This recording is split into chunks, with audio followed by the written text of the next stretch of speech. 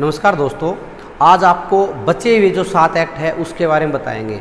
दोस्तों देखो, 3 टाइप के बंदे होते हैं जो जवान हैं। एक है जो वीडियो को देखता है, ओनली क्लिक किया, खोल दिया और छोड़ दिया। दूसरा है जो देखेगा लेकिन पढ़ेगा नहीं। और तीसरा बंदा जो है देखेगा, उसके बाद हाथ से लिख के देखेगा और टेलीग्राम पर जाकर उनके छोटे आंसरों को पढ़ेगा। उस लड़के की मैं गारंटी ले सकता हूँ जो इस प्रकार तीनों काम करेगा वो फेल नहीं होगा भाई, 100% उसका रिजल्ट मिलेगा। चलो टाइम से मैं नहीं खराब करते हुए पढ़ते हैं कॉपीराइट एक्ट। सबसे पहले the copyright act, act number 14 1957, प्रतिलिपि अधिकार, हिंदी में बोलते हैं प्रतिलिपि अधिकार 14 1957, 21 जनवरी 1958 को यह लागू हुआ। इसका विस्तार संपूर्ण भारत में है। अगर बात करते हैं सेक्शन नंबर 1, नाम विस्तार प्रारंभ परिभाषा 2 के अंदर प्रश्न आता है प्रतिलिपि का अर्थ। दोस्तों प्रतिलिपि का अर्थ वही है जो साहित्य, नाटकीय, शिल्पकार किसी फिल्म की रिकॉर्डिंग या किसी फिल्म की नकल की बात करे या किसी चीज़ का अनुवाद करना प्रतिलिपि समझा जाएगा सेक्शन नंबर 14 के तहत। अब बात करते हैं सेक्शन नंबर 51। 2 सेक्शन है इसकी, 51 और 52। धारा नंबर 51 कहती है अगर कोई चीज़ प्रकाशित नहीं हुई हो और उसके स्वामी की परमिशन के बगैर उस चीज़ को प्रकाशित कर देना उल्लंघन माना जाएगा सेक्शन नंबर 51 के तहत, जिसके दंड का प्रावधान दोस्तों 63 के अंदर दिया गया है, 6 महीने से 3 वर्ष और 50,000 से 2 लाख रुपए जुर्माना। जो चीज़ प्रकाशित नहीं हुई है उसको प्रकाशित कर देना, दंड है उसका 63 में और बताया गया है उल्लंघन सेक्शन नंबर 51 के अंदर। धारा नंबर 52 बोलती है दोस्तों अतिलंघन, मतलब उल्लंघन न होना। जो चीज़ प्रकाशित हो चुकी है उस चीज़ को पढ़ना, पढ़ाना, लाइब्रेरी में से पढ़ना किसी प्रकार का उल्लंघन नहीं होगा, सेक्शन नंबर बताई गई है 52 के अंदर। अब इसके बाद में आता है दोस्तों सेक्शन नंबर 64, कब्जे में लेने की पावर। पुलिस का एसआई रैंक को अधिकारी को पावर है, प्लेट है, पेन ड्राइव है, सीडी है, उन चीज़ों को कब्जे में ले सकता है। इसके 2 जिम्मन है दोस्तों।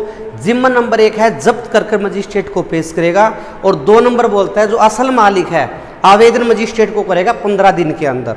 जो बात करते हैं जब्त की गई है उस चीज़ का दंड का प्रावधान, जो प्लेटों को कब्जे में रखेगा उसको सेक्शन नंबर 65 के अंदर दंड दिया गया है 2 वर्ष का। और बात रही 2 नंबर निपटारा, जो आवेदन करेगा उसका निपटारा है 66 के अंदर है, असल मालिक को वह सीडी वापिस दे दी जाएगी सेक्शन नंबर 66 के अंदर। धारा नंबर है 67 और 68, दोनों की दोनों झूठ से संबंधित है। धारा नंबर 67 बोलती है दोस्तों रजिस्टर है जो प्रतिलिपि अधिकार रजिस्टर है उसके अंदर झूठी एंट्री करना, इंदराज करना, सेक्शन नंबर 67 का ऑफेंस रहेगा, 1 वर्ष की सजा का प्रावधान। और धारा नंबर 68 बोलता है अधिकारी को झूठी कपटपूर्ण तरीके से, झूठी नीयत से झूठा सूचना देने की बात आ जाए तो धारा नंबर 68 के अंदर अपराध बताया गया है। 69 बोलती है कंपनियों द्वारा अपराध, जब तक कंपनी का प्रत्येक आदमी अपने आप को साबित नहीं कर देता कि मैं उस दिन नहीं था प्रेजेंट, मैं तो ये था, अपने आप को साबित नहीं कर देता, वो प्रतिलिपि अधिकार के अंदर सेक्शन नंबर 69 के अंदर माना जाएगा। और लास्ट धारा आती है दोस्तों धारा नंबर 70, इसके अंदर अपराधों का संज्ञान है, फर्स्ट क्लास मजिस्ट्रेट संज्ञान लेगा। 63 के अंदर दंड है और 63A के अंदर दोबारा दंड है, दोबारा अपराध करने का दंड 1 से 3 वर्ष और 1 से 2 लाख रुपए जुर्माना। जय हिंद दोस्तों हम अभी सार्वजनिक जुआ अधिनियम, जुआ प्रतिषेध अधिनियम है उसके ऊपर चर्चा करेंगे।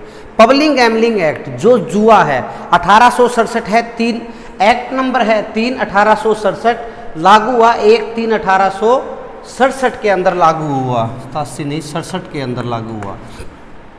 अगर मैं बात करता हूं धारा नंबर 1, इसका प्रश्न आता है दोस्तों परिभाषा का। सबसे पहले इसकी परिभाषा धारा नंबर 1 के अंदर दी गई है, सेक्शन नंबर 1 में निर्वाचन खंड दिए गए हैं 1 के अंदर। और धारा नंबर 3, अगर बात आ जाए मालिक और स्वामी की तरफ से, अगर भी कोई भी व्यक्ति जो मालिक या स्वामी होते हुए जुआ के लिए प्रबंध करता है, मकान देता है, किराए पर मकान देता है, पैसे देता है, गाड़ी देता है, जुआ घर के लिए जो भी प्रबंध करने की बात आती है मालिक या स्वामी का है, ऑफेंस दिया गया सेक्शन नंबर 3 के अंदर। और धारा नंबर 4 बोलती है दोस्तों जुआ घर में पाए जाने पर दंड, जो व्यक्ति जुआ घर के अंदर, जुआ घर का मतलब तंबू है, चार दीवारी है, कोई गाड़ी है या कोई भी तंबू है, इस प्रकार की बात आती है, मकान है जिसके अंदर कोई जुआ खेल रहा हो, चाहे ऐसे ही साथ में बैठा हो, वो सेक्शन नंबर 4 का ऑफेंस होगा। और इसी का अपोजिट है दोस्तों, अगर कोई व्यक्ति सार्वजनिक जगह के ऊपर जुआ खेलता है या पशु पक्षियों को लड़वाता है तो धारा नंबर 13 का ऑफेंस होगा। अगर बात घर मकान में आ जाए जुआ घर की तो सेक्शन नंबर 4 में, और किसी बस स्टैंड के ऊपर धर्मशाला की बात आ जाती है तो सेक्शन नंबर 13 के अंदर ऑफेंस है, साथ में रहेगा पशु पक्षियों को लड़वाना। इसके बाद आती है धारा नंबर 4 का, अगर कोई व्यक्ति तंबू, गाड़ी, चार दीवारी मकान के अंदर है, जुआ को अंकों से, अक्षरों से, तारीखों से सट्टा लगाते हुए पाया जाए तो धारा नंबर 4 कै का अपराध होगा। मकान के अंदर की बात आती है। अगर यही बात सार्वजनिक जगह पर आ जाए, अगर कोई व्यक्ति सार्वजनिक जगह के ऊपर अंकों से, अक्षरों से, तारीखों से, नंबरों से सट्टा लगाता हुआ पाया जाए तो 13A के अंदर ऑफेंस बताया गया है दोस्तों। 4 कै 13A।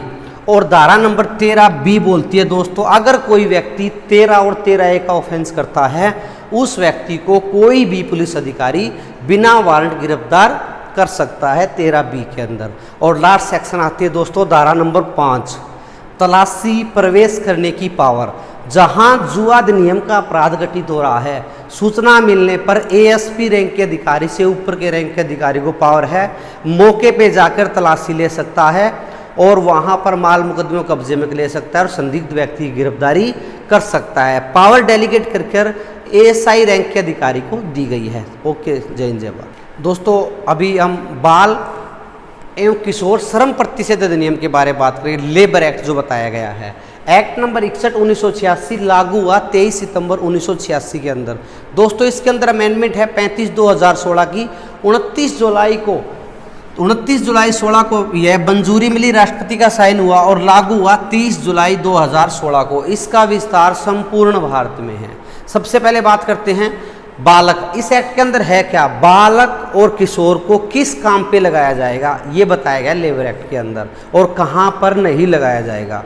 अगर बात करते हैं नाम, धारा नंबर 1 नाम विस्तार प्रारंभ, 2 के अंदर परिभाषा। दोस्तों एक प्रश्न आता है बालक, बाल का मतलब है बालक। बालक उसको बोला गया जिसने 14 वर्ष की आयु पूरी न की हो, और कुमार या किशोर बोला गया दोस्तों जिसने 14 वर्ष की आयु पूरी कर ली हो लेकिन 18 वर्ष की आयु पूरी न की हो। अब करते हैं धारा नंबर 3। धारा नंबर 3 बोलती है दोस्तों बालक को किस काम में लगाया जाएगा, किस परियोजना के अंदर शामिल किया जाएगा या नहीं। बालक को इसके अंदर बताया गया बालक को किसी भी परियोजना के अंदर शामिल नहीं किया जाएगा। ओनली बालक को बताया गया है स्कूल में से आने के बाद है वो अपने माँ बाप की सहायता कर सकता है, या किसी टीवी चैनल, रेडियो या किसी म्यूजियम, फिल्म, विज्ञापन के अंदर बालक को उपयुक्त किया जा सकता है, लेकिन उसकी शिक्षा प्रभावित न हो। बालक को किसी भी नियोजन में शामिल नहीं किया जाएगा, सेक्शन नंबर 3 के अंदर बताया गया है। इसी का ही अपोजिट है दोस्तों 3 क, कुमार व किशोर को किसी भी परिसंकट में, मतलब पहले से ही संकट जहाँ पर है उस जगहों पर काम पर नहीं लगाया जाएगा। जैसे सुरंग का काम चल रहा है, माइन का है, खदान का है, कोयला है, नमक फैक्ट्री है, दारू की फैक्ट्री है, तंबाकू की फैक्ट्री है, ईंट भट्टे का काम है, जहाँ पर अग्नि संबंधित बात आ जाए धारा नंबर 3 के तहत नहीं लगाया जाएगा। अगर बात आ जाए कहाँ पर लगाया जाएगा तो सेक्शन नंबर 6 के तहत। धारा नंबर 6 बोलती है दोस्तों भाग का लागू न होना। भाग का लागू कौन सा, 3 क में बताई गई बातों को छोड़कर कुमार व किशोर को काम पर लगाया जा सकता है, सेक्शन नंबर 6 के तहत। इसके बाद में धारा नंबर 4 है संशोधन करने की केंद्र गवर्नमेंट की पावर है। अब सारा का सारा एक्ट चलेगा, कुमार व किशोर को कहाँ पर काम पर लगाया जाएगा, कितने घंटे काम लिया जाएगा, उनसे रिक्वेस्ट, उनको किसी प्रकार का स्वास्थ्य सुरक्षा की बात आती है, वीकली रेस्ट की बात आती है, वो बातें चलेंगी। धारा नंबर 7 काम के घंटे व अवधि, भी कितनी देर कुमार व किशोर से काम लिया जाएगा। पूरे दिन में 6 घंटे, लगातार 3 घंटे, 3 घंटे के बाद 1 घंटे का रेस्ट। कहने का मतलब रेस्ट पीरियड को भी टोटल पीरियड में जोड़ा जाएगा, तो उसके बाद 2 घंटे फिर करवाया जाएगा। दोहरे काम की अनुमति नहीं है, ओवर टाइम नहीं है, ये बताया गया सेक्शन नंबर 7 के अंदर। और बात करते हैं सेक्शन नंबर 8 हफ्ते के अंदर एक दिन का रेस्ट, साप्ताहिक अवकाश सेक्शन नंबर 8 के अंदर।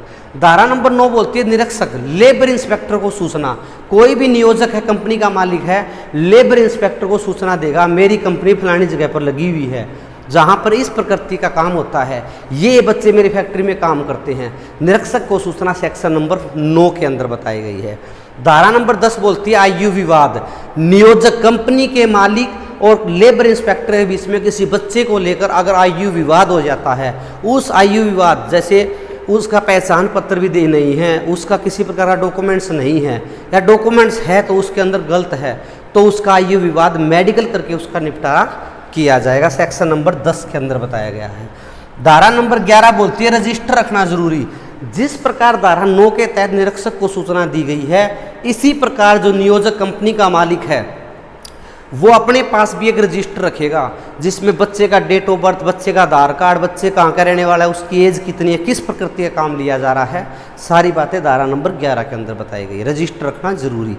धारा नंबर 13 बोलती है दोस्तों स्वास्थ्य और सुरक्षा, बालक के स्वास्थ्य और सुरक्षा, पानी की व्यवस्था, टॉयलेट की व्यवस्था, अगर अपंग व्यक्ति है तो लिफ्ट है या व्हीलचेयर की सारी सुविधा ली जाएगी, स्वास्थ्य और सुरक्षा सेक्शन नंबर 13 के अंदर। अब दोस्तों इसके अंदर एक प्रश्न आता है धारा नंबर 14 का।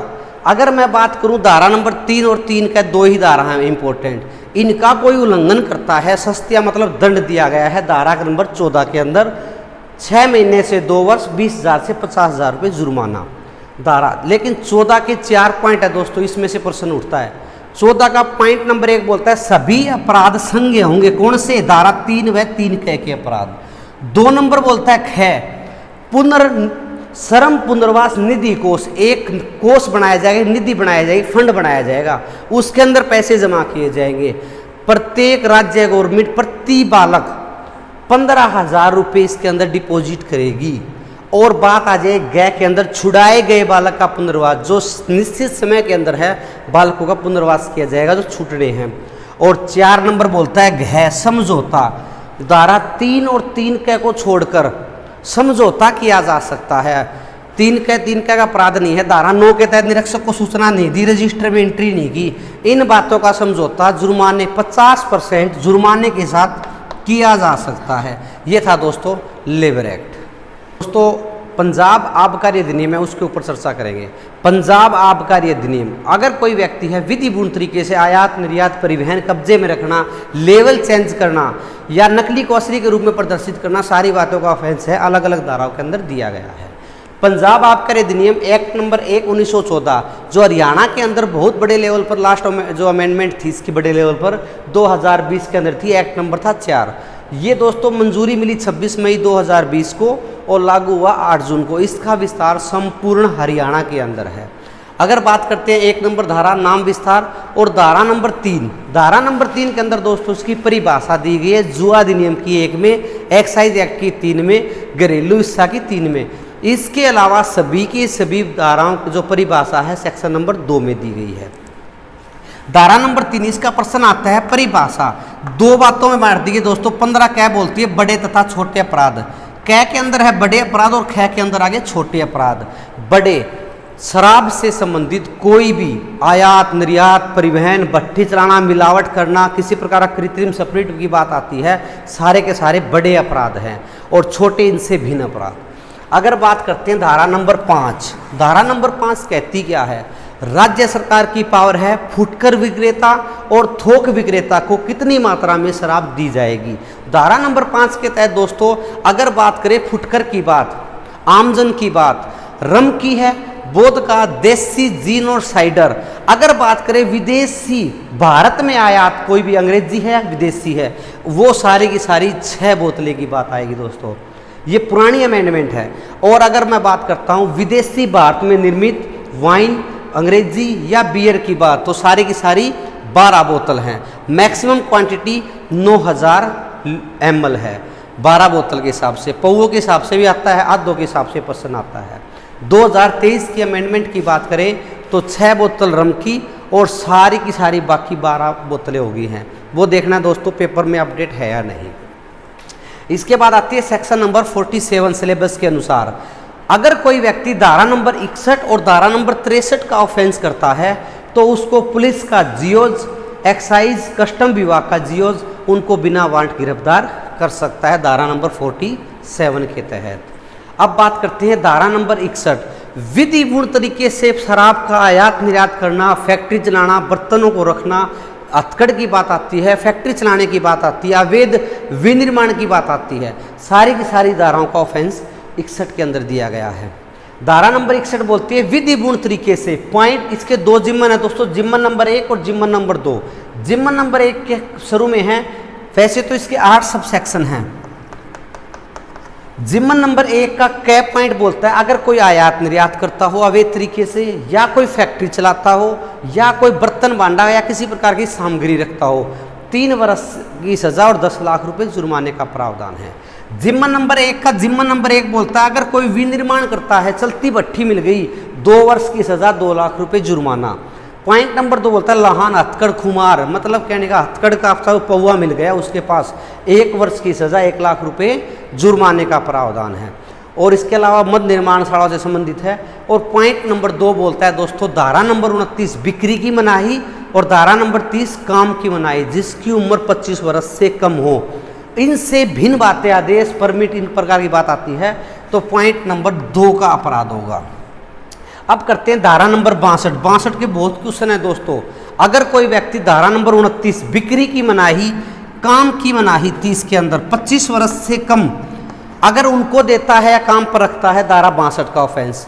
उत्पत्ति आचरण, जुआ खिलाता है, वैश्यावृत्ति से संबंधित बात करती है, पहले से पिए व्यक्ति को शराब देने की बात आती है, इस दोष सिद्ध व्यक्ति को वहां पर रखने की बात आती है, सारे के सारे ऑफेंस सेक्शन नंबर 62 के अंदर दे दिए। पहले इसमें 5-6 हज़ार रुपये जुर्माना था, अमेंडमेंट 20 के बाद इसमें 50,000 रुपये जुर्माना कर दिया गया है। धारा नंबर 63 बोलती है दोस्तों कृत्रिम स्प्रिट, शराब के अंदर मानव उपयोग से संबंधित ऐसी चीज मिलाना जिससे वो हानिकारक हो मानव उपयोग के लिए, तो धारा नंबर 63 के अंदर बताया गया है। 63 कै के अंदर है अगर कोई बोतल का ढक्कन, लेवल, मुद्रा, मार्का चेंज करता है तो सेक्शन नंबर 63A का अपराध है। 64 बोलता है दोस्तों कपटपूर्ण या धोखा देने की नीयत से जो विक्रेता है वो दिखाता है या बेचता है, बोतल तो है अंग्रेजी की, उसके अंदर शराब डाल रखी है देसी की और इस प्रकार हो, कपटपूर्ण धोखा देने की नीयत से सेक्शन नंबर 64 के अंदर बताया गया है। और धारा नंबर 68 बोलती है दोस्तों जिस प्रकार आर्म्स एक्ट की धारा नंबर 30 है अन्य अपराधों के लिए दंड, इसी प्रकार एक्साइज एक्ट की धारा नंबर 68 बोलती है अन्य अपराधों के लिए दंड। जो अलग ऑफेंस है किसी धारा में नहीं दिया गया है वो सेक्शन नंबर 68 का अपराध है। और लास्ट धारा है दोस्तों सिलेबस के अनुसार धारा नंबर 72, 2 वर्ष से अधिक के सारे अपराध अजमानती अपराध होंगे। और 72 गै बोलती है दोस्तों सार्वजनिक जगह, 72 गै के 3 पॉइंट है। अगर कोई व्यक्ति सार्वजनिक जगह के ऊपर शराब पीता पाया जाए, जिम्मन नंबर 1 72 का जिम्मन नंबर 1 बोलता है 5,000 रुपये जुर्माना, और 2 नंबर जिम्मन बोलता है सार्वजनिक जगह पर शराब भी पीता है और उपद्रव भी मचाता है, 3 महीने की सजा 10,000 रुपये जुर्माने का प्रावधान है। और पॉइंट नंबर 3 बोलता है दोस्तों ऐसे जगह पर शराब ऐसी जगह पर पिलाता है, ऐसे प्रतिष्ठान पर पिलाता है जो ऑथोराइज नहीं है, जमावड़ा इकट्ठा रखता है, 6 महीने की सजा 50,000 रुपये जुर्माना। ये था दोस्तों आप लोगों का एक्साइज एक्ट। दोस्तों आपको अभी बाल विवाह प्रतिषेध अधिनियम के बारे में बताया जाएगा। बाल विवाह, बाल का मतलब बालक और विवाह का मतलब विवाह। बालक, बाल का मतलब है बालक, बालक कौन, लड़की है 18 वर्ष से कम, लड़का है 21 वर्ष से कम। अगर वह शादी करते हैं, दोनों विकल्पों में से एक अगर बालक है तो वह बाल विवाह माना जाएगा। 2006 एक्ट नंबर 6 2007 10 जनवरी 2007 को इसको मंजूरी मिली और 1 नवंबर 2007 को एक्ट ये लागू हुआ। इसका विस्तार संपूर्ण भारत में है। धारा नंबर 1 बोलती है नाम विस्तार प्रारंभ, 2 के अंदर परिभाषा, परिभाषा के अंदर इसका प्रश्न आता है लड़की की उम्र 18 वर्ष से कम और लड़के की उम्र 21 वर्ष से कम है तो वो बालक माना जाएगा बाल विवाह के दौरान। धारा नंबर 3 बोलती है दोस्तों अगर किसी ने विवाह किया है और दोनों पक्षकार, लड़का है चाहे लड़की, दोनों पक्षकारों में से एक विकल्प अगर बालक है तो उस विवाह को शून्य करणीय माना जाएगा, 0 माना जाएगा। किस धारा के तहत, 3 के तहत है। और धारा नंबर 6 बोलती है दोस्तों, बाल विवाह से जन्मे बालक, जो बाल विवाह किया और उससे जो बालक जन्मा है, उस बालक को अवैध बालक नहीं कहा जा सकता, वह एक वैध बच्चा होगा, धर्मजय धर्मजता मानी जाएगी। धारा नंबर 6 बार बार प्रश्न आता है, बालक जो बाल विवाह से जन्मा धर्मजय बालक का किस धारा में प्रावधान है, तो धारा नंबर 6 के अंदर है।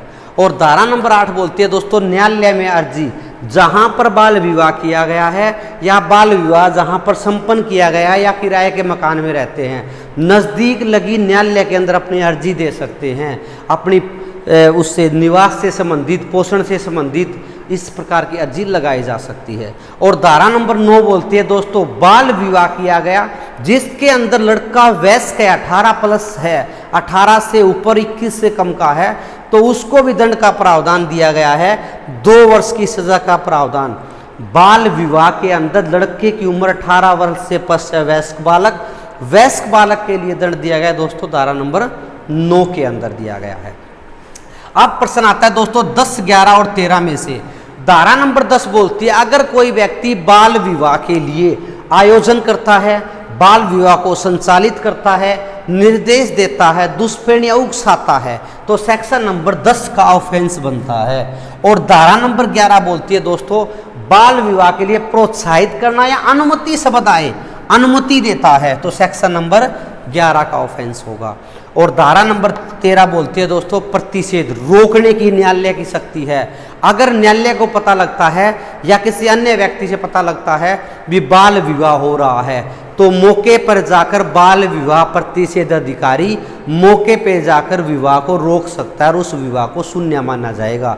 न मानने पर बल का प्रयोग उचित रूप से कर सकता है। और ये सारे के सारे संज्ञेय व अजमानती अपराध होंगे सेक्शन नंबर 15 के तहत। दोस्तों अभी आपको वेरी वेरी इंपॉर्टेंट जो एक्ट है हमारा किशोर न्याय जे एक्ट, जुवेनाइल जस्टिस एक्ट, बालकों के देख रेख व संरक्षण अधिनियम, उसके ऊपर चर्चा करेंगे। जे एक्ट है 2015, एक्ट नंबर 2 2016, 31 दिसंबर 2015 को पारित हुआ और 15 जनवरी 2016 को यह एक्ट लागू हुआ। इसका विस्तार संपूर्ण भारत में है दोस्तों। सेक्शन नंबर 1 के अंदर नाम विस्तार, 2 के अंदर परिभाषा दी गई है। इसमें एक परिभाषा का प्रश्न आता है, परिभाषा का हमने बड़ी वीडियो के अंदर डाल रखा है, लेकिन फिर भी 2.1 परित्यक्त बालक, 2.2 दत्तक ग्रहण, इसके बाद इंपॉर्टेंट है 2.12 बालक, 2.35 किशोर, और बात करते हैं 2.33 जघन्य अपराध, छोटे मोटे 45 और बड़े अपराध है चम्मन के अंदर और विशेष ग्रह 2.56 के अंदर है। शारीरिक दंड की बात करें 2.24 के अंदर दिया गया है, वो आप लोगों ने 2-4 बीच के पॉइंट है वो करने पड़ेंगे दोस्तों। धारा नंबर 3 के अंदर एक ही प्रश्न आता है दोस्तों, कितने सिद्धांत हैं, किस धारा में 3 में सिद्धांत है दोस्तों, 16 सिद्धांत दिए गए हैं, यही प्रश्न आता है। अब बात करते हैं धारा नंबर 11 भूमिका, उस व्यक्ति की भूमिका जिसके अंडर में विधि विवादित बालक को रखा जाता है, वो वैसे ही उसका पालन पोषण करेगा जैसे उसके माता पिता करते हैं। धारा नंबर 11 के तहत जमानत बारे प्रावधान है, अगर खतरा महसूस होता जमानत कैंसिल कर दी जाएगी, नहीं जमानत पर छोड़ दिया जाए बंद पत्थर पर, धारा नंबर 12 के तहत। धारा नंबर 24 बोलती है दोस्तों, अपराधों के निष्कर्ष के बाद निहड़ता को हटा देना, मतलब अपराध मुक्त कर देना। अगर बात करें जघन्य अपराध की तो बाल न्यायालय अपने पास डॉक्यूमेंट्स रखेगा, बाकी डिस्ट्रॉय कर दिया जाएगा सेक्शन नंबर 24 के तहत। धारा नंबर 31 बोलती है, बालक को है समिति के सामने पेश किया जाएगा 24 घंटे के अंदर, धारा नंबर 31 के तहत। और धारा नंबर 32 बोलती है, अगर किसी को खोया हुआ बच्चा प्रतीत होता है, किसी डॉक्टर की बात आती है, पुलिस है, तो उसकी सूचना चाइल्ड हेल्पलाइन नंबर है उसको देंगे या बाल न्यायालय को बच्चा सौंप देंगे। सेक्शन नंबर 32 बोलती है, सूचना न देने पर अपराध 33 में है और सजा का प्रावधान है 34 में, 6 महीने की सजा, 10,000 रुपये जुर्माना। अब बात करते हैं दोस्तों धारा नंबर 74 जो सिलेबस में है, अगर कहीं जे एक्ट से संबंधित बालक का अपराध किया गया है, बालक से संबंधित अपराध हुआ है, तो नाम, पता, विद्यालय का नाम, बच्चे की पहचान प्रकट करना, उजागर करना ऑफेंस है सेक्शन नंबर 74 का। नाम पते पर रोक, पहचान पर रोक। क्रूरता, बालक के साथ किसी प्रकार की अश्लील बात की है, लैंगिक हमला किया, अगर यौन से संबंधित की बात अलग हो जाए, अगर बात करते हैं तेज से थप्पड़ मारा, कान का पर्दा, रात डल गई, कमरे के अंदर बंद करने की बात है, पंखे पे है, इस प्रकार की बात आती है तो धारा नंबर 75 का ऑफेंस बनेगा। अगर बालक से भीख से संबंधित, बच्चे से भिक्षा मंगवाना, भिक्षा के लिए अंग भंग करना, माँ बाप द्वारा उकसाना, सेक्शन नंबर 76 का ऑफेंस है भीख। और नशा, बच्चे को डॉक्टर की सलाह के बगैर तम्बाकू, अफीम, गांजा, स्मैक, हीरोइन ये देने की बात आती है, धारा नंबर 77 का ऑफेंस है। और धारा नंबर 78 बोलती है बच्चे को नशे वाली चीज़ें उपयोग करना, तम्बाकू मंगाना, इसके अलावा शराब मंगवाना, शराब के लिए काम पर लगाना, उपयोग करना बच्चे को 78 में। और बाल कर्मचारी का शोषण, बंधवा मजदूरी कराना या उससे कमाए हुए पैसे से घर जीवनाना, सेक्शन नंबर 79 का ऑफेंस है। और गोद लेने की प्रक्रिया दोस्तों, अगर गोद देता है या लेता है तो गोद लेने की प्रक्रिया बताई गई है, सेक्शन नंबर 80 के अंदर ऑफेंस बताया गया है। और धारा नंबर 81 बोलती है किसी भी प्रयोजन या उद्देश्य के लिए बालक को खरीदना या बेचना, ऑफेंस है सेक्शन नंबर 81 का। और बालक को डिसिप्लिन से संबंधित भी मार पिटाई करना, सेक्शन नंबर 82 का शारीरिक दंड। और धारा नंबर 83 बोलती है आतंकवादी समूह के अंदर बालक को यूज करना, सेक्शन नंबर 83। बालक का अपहरण या अपहरण करने की बात आए, सेक्शन नंबर 84 में ऑफेंस बताया गया है। और 85 बोलती है अगर विकलांग बच्चे के साथ अगर जे एक्ट का अपराध किया गया है तो सजा 2 गुनी बताई गई, सेक्शन नंबर 85 के अंदर। अब आती है दोस्तों 86 अपराधों का वर्गीकरण। 3 प्रकार के अपराध बताए दोस्तों इस जे एक्ट के तहत, जघन्य अपराध, छोटे मोटे अपराध और बड़े। जघन्य 7 वर्ष से अधिक, बार बार प्रश्न आते हैं। छोटी रकम 45, 2.45, 2.54 और 2.33 ये दिया गया है। सारे के सारे ऑफेंसों का प्रावधान है अपराधों का वर्गीकरण 86 के अंदर। उकसाना, दुष्प्रेरित करना 87 में। वैकल्पिक अल्टरनेटिव पनिशमेंट, अपराध ज़्यादा होगा वो दी जाएगी, बीनस का अपराध साथ में किया तो 88 के अंदर। और 89 बोलता है अपचारी, विधि विवादित बालक 2.13, विधि विवादित बालक 2.13 89 के अंदर। और आयु विवाद का निपटारा धारा नंबर 94। और लास्ट धारा आती है विशेष किशोर पुलिस यूनिट, एक विशेष किशोर पुलिस यूनिट बनाई जाएगी जिसमें डीएसपीज, एएसआईज और हेड कांस्टेबल हेल्प के लिए लगाए जाएंगे। हाँ दोस्तों, आज अभी है वो आर्म्स एक्ट पर चर्चा करते हैं। आर्म्स एक्ट के अंदर है दोस्तों, इसमें प्रश्न आता है बनकर कब तैयार हुआ, अमेंडमेंट हुआ, इस पर थोड़ा ध्यान देंगे। अगर मैं बात करता हूँ आर्म्स एक्ट सम्मन 1959 बनकर तैयार हुआ 23 दिसंबर 1959 को और लागू हुआ 1 अक्टूबर 1962 को। अगर बात करें 48/2019 अमेंडमेंट की बात करते हैं, अमेंडमेंट एक्ट नंबर 48 2019 मंजूरी मिली राष्ट्रपति को 13 दिसंबर 2019 को और लागू हुआ 14 दिसंबर 2019 को। इसका विस्तार संपूर्ण भारत में है। धारा नंबर 1 में नाम, 2 में परिभाषा, धारा नंबर 3 से स्टार्ट करते हैं। धारा नंबर 3 बोलती है दोस्तों किसी भी हथियार के लिए लाइसेंस की आवश्यकता है, सेक्शन नंबर 3 में। इसमें प्रश्न आता है 3.2, 2 हथियार 5 वर्ष के लिए, जिम्मा नंबर 3 के 2 में बताया गया है। धारा नंबर 4 बोलती है अग्नि शस्त्र से भिन्न तलवार, भाला, गंडासी, बर्छी जो कृषि योजक नहीं है, इसके अलावा गवर्नमेंट कर सकती है हथियारों के लिए मनाही कर सकती है, इन चीज़ों की, तलवार बालों के लिए। और इसके बाद आती है धारा नंबर 5 बनाना या बेचना। किसी भी हथियार है जो विक्रेता है बनाना या बेचना तभी बना पाएगा, तभी बेच पाएगा जिसके पास लाइसेंस होगा, सेक्शन नंबर 5 के तहत। और धारा नंबर 6 बोलती है दोस्तों हथियार की नाल को छोटा बड़ा करने की बात आती है, सेक्शन नंबर 6 के अंदर ऑफेंस बताया गया है। और धारा नंबर 7 बोलती है निषिद्ध, मना किए गए हथियारों को कब्जे में रखना, जो मना किए गए हैं। निषिद्ध शब्द याद रखना है। और 19 के अंदर आपने संदिग्ध वर्ड को याद रखना है, इसमें 20 के अंदर। धारा नंबर 7। धारा नंबर 8 बोलती है दोस्तों हथियार की पहचान को चेंज करना, लोगो मार्कों को चेंज करना। और धारा नंबर 9 बोलती है दोस्तों बच्चे को, पागल व्यक्ति को, अयोग्य व्यक्ति को हथियार देने की मनाही। इसमें प्रश्न आता है दोस्तों जिम्मन नंबर 1 के, जिम्मन नंबर 1 का 2 जिम्मन है, जिम्मन नंबर 1 के अंदर 3 जिम्मन है। 21 वर्ष से कम के बालक को हथियार देने की मनाही, दोषी व्यक्ति, जमानत और पागल व्यक्ति की बात की गई है। धारा नंबर 10, 11, 12 आयात निर्यात से संबंधित है। 10 बोलती है आयात निर्यात के लिए लाइसेंस की आवश्यकता, देश से बाहर ले जाना और लाना के लिए धारा नंबर 10 के तहत लाइसेंस। गवर्नमेंट, केंद्र सरकार को पावर है मनाही करने की, आयात निर्यात के लिए लाइसेंस है उसको मनाही करने की पावर है 11 के अंदर। और 12 है परिवहन, जहाँ का आपके पास लाइसेंस है वो ही परिवहन कर सकता है जिसके पास वेपन का उस स्टेट का लाइसेंस होगा। परिवहन की रोक है सेक्शन नंबर 12 के अंदर। धारा नंबर 19 का जिम्मा नंबर 3 का प्रश्न आता है। 19 बोलती है दोस्तों, किसी से हथियार मांगने किसी से लाइसेंस मांगने, पेश करने या नाम पता पूछना, अगर वह मना करता है तो जिम्मा नंबर 3 के अंदर बिना वारंट गिरफ्तारी कोई भी पुलिस अफसर कर सकता है सेक्शन नंबर 19 के तहत। और संदिग्ध व्यक्ति की गिरफ्तारी है धारा नंबर 20 के तहत। डिटेल में पढ़ना है पूरा तो आर्म्स एक्ट पर वीडियो हमने बना रखी है पहले। और धारा नंबर 25 है दोस्तों, जिम्मा नंबर 1 का कै, अगर कोई व्यक्ति धारा 7 का ऑफेंस करता है, निषिद्ध मना की हथियारों कब्जे में रखता है, कैसे कार्बाइन खैसे कोसना, हथियार बल से कार्बाइन खोस ले जाना, 25 जिम्मा 1 का कैसिक है।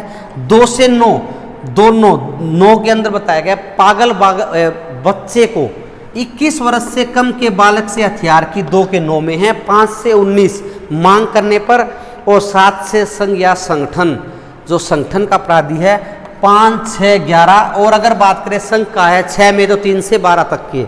और हर्ष फायरिंग की बात आती है तो 25 निम्न 9 के अंदर बताया है। गुप्त उल्लंघन से संबंधित बात आती है सेक्शन नंबर 26 के अंदर, इसका वर्णन किया गया है।